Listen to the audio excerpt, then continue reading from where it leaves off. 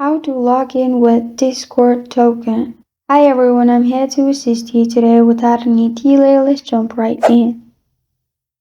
First, open Chrome on your device and search discord.com/login. You'll find this kind of screen. Here, click on the three dots at the top right corner of your screen.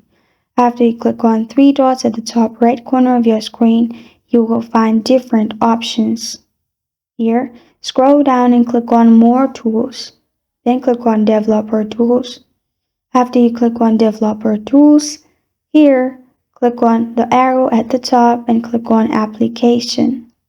After you click on Application, here, simply scroll down at the bottom in the Application section. After you scroll down, you will find a blank space. Simply click on Key. On the left side here, type in token. Then on the right side, in value, simply type in your token and press on CTRL plus R. Double click on CTRL plus R, it will load and you will be logged into your account.